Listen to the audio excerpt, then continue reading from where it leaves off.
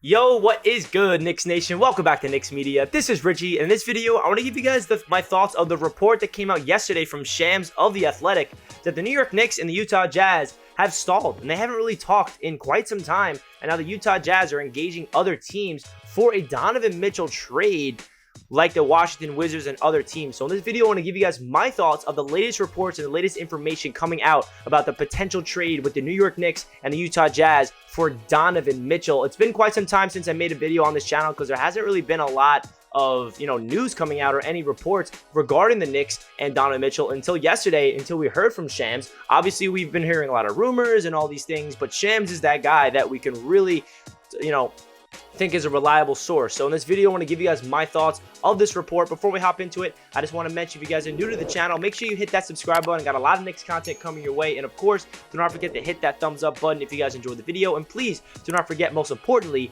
to comment down below your thoughts of this report. Are you happy that the Knicks are actually not being as impulsive and trying to get a deal done, and Leon Rose is holding his ground? Or do you want the Knicks to go all in and actually throw Danny Ainge and the Utah Jazz an even bigger price to get the job done? What's your thoughts of this whole Donovan Mitchell and the New York Knicks situation? I'd love to hear what you guys have to say down below in the comment section. Now let's get into my thoughts, because what this tells me is that the New York Knicks and the Leon Rose, they trust the package that they're offering. They're not going to allow Danny Ainge and the Utah Jazz to absolutely gut this roster and just win the trade with ease, because we know what Danny Ainge wants from the Knicks. He wants way too much. We've been talking about this for 3 weeks now. We know that Danny Ainge wants to take everything from us, including 6 first-round picks, Obi, Quickly, Grimes, and other players.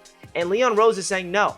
Leon Rose has confidence that we have the best package. You can go out there and engage in conversations with anybody else, but we still have the best package regardless of what you want from us. We're going to offer you, for example, 4 first-round picks or 5 first-round picks and Reddish, Grimes, and Fournier, for example. I don't know if that's a package. We have no idea what the Knicks actually offered them, but it definitely tells me that Leon Rose is not going to go up to Danny Ainge's price. Leon Rose is trying to get Danny Ainge to lower to Leon Rose's price. Now, this is a really different mindset when it comes to the Knicks regime, because Knicks fans, we're not used to this. We actually have somebody, and listen, we have to see how this whole thing plays out before we can really give any praise to anybody. But I have to say, I am happy that Leon Rose and the Knicks are being patient with this, and they're not being impulsive, and they're not being reactive where, oh, there's a star available that makes too much sense, that has ties to the Knicks. Let's just give up Obi, Quickly, Grimes, and 7 first-round picks, and we'll bring him here. Like, the Knicks are not going to do that. The Knicks understand that if we do that, it's not going to set this team up for the future as much as we would think if we just get destroyed in a trade. Now listen, I want Donovan Mitchell to the Knicks more than anybody else, and I want Leon Rose and the Knicks to be aggressive, and I want them to get this deal done. But what this tells me is that Leon Rose has a price. Leon Rose has 1 or 2 players that he's not willing to give up. Leon Rose has a set price of a total of first-round picks that he is set to give up, and he's not going to budge.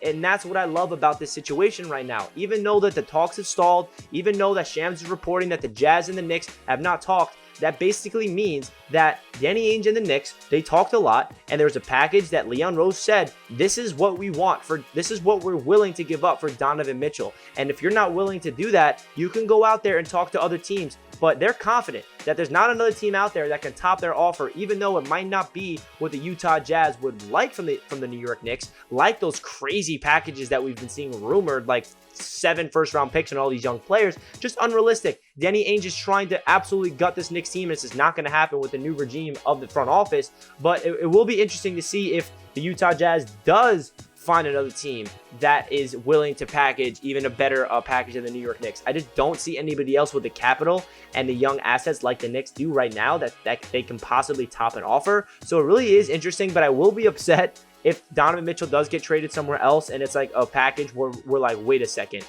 the Knicks easily going to top that. Why did they not top that? That's where I'll get upset. But I do have confidence that the Utah Jazz, they're going to go around, they're going to talk to a bunch of teams, and they're going to realize, like, okay, we might not be able to get what we initially wanted from the New York Knicks, but their offer to us is still the best out of any of these teams. And then that's when the deal will get done, hopefully. That's my hope in terms of this whole situation to finally get resolved in the next week or 2 or 3 weeks leading up to training camp. Whenever it does get resolved, I have no idea. But that's my perspective of where the Knicks are at right now in their mind, really understanding that the Knicks have confidence in what their package is compared to what the other teams around the NBA can possibly imagine to give up for Donovan Mitchell. Now, the one thing I will say as well is even if we do not land Donovan Mitchell, I don't want to make it seem like it's the end of the world because I do love the young talent that we have in this roster. That means we're keeping Quentin Grimes, who I think has so much upside on this Knicks team. It's ridiculous, especially what he showed in Summer League. Even he showed glimpses as his rookie season, 27 points in his first ever start for the NBA against the Milwaukee Bucks, I believe, that game. And I just feel like he has that ability to just develop his game as a guy that can be not only just a 3-and-D player, but somebody that can take people off the dribble, somebody that can be a playmaker, somebody that can be a 3-level scorer and be an elite defender that can be a really good perimeter defender in this league. So Quentin Grimes has so much upside in this league where, say we do not land Donovan Mitchell, we still have a lot of young talent on this team to be excited about. The addition of Jalen Brunson, RJ Barrett entering year number 4. Maybe Julius Randle has a better season this year because of the addition of Jalen Brunson to take the pressure off of him. Mitchell Robinson going to year number 5 with his brand new contract. We still have Emmanuel Quickley and Obi Toppin entering year number 3. We know that Obi Toppin is on the brinks of a breakout season if Tom Thibodeau will finally give him minutes. D Rose is going to still be here. Cam Reddish is going to be here. Jericho Sims, Deuce McBride, Isaiah Hardenstein. Like, this roster on paper, it might not be. We might not be looking at this roster as Knicks fans thinking that we're a contender or anything. But even if we do not land Donovan Mitchell, and listen, I want to land Mitchell more than anybody else. I'm just giving you guys my perspective of if we do not land him,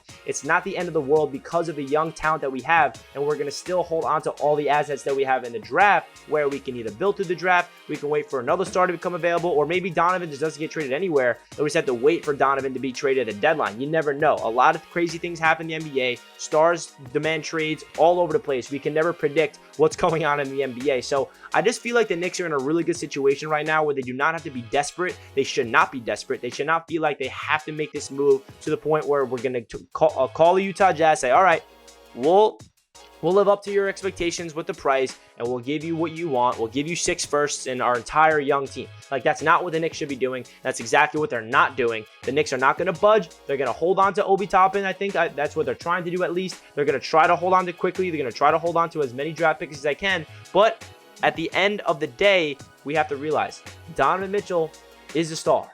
And he's an established star in the prime of his career, 25 years old, 3-time All-Star, elite offensive ability. He has a high price, and if the Knicks want to get him, they might have to go up there and pay a steep price and overpay for him. It's that simple, especially someone that has 3 to 4 years left on his contract.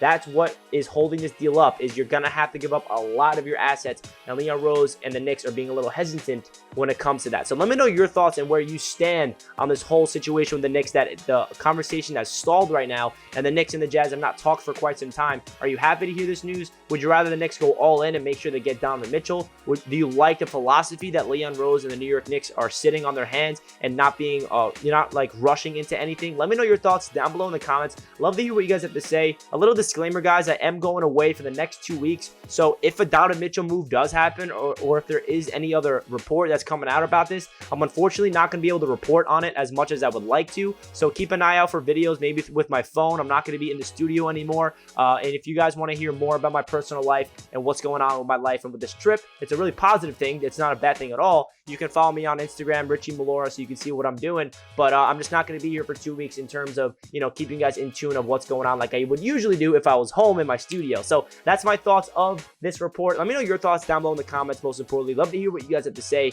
here on Knicks Media. Smash that thumbs up button if you guys enjoyed the video, and I'll catch you guys in the next one. Let's go Knicks. Peace out.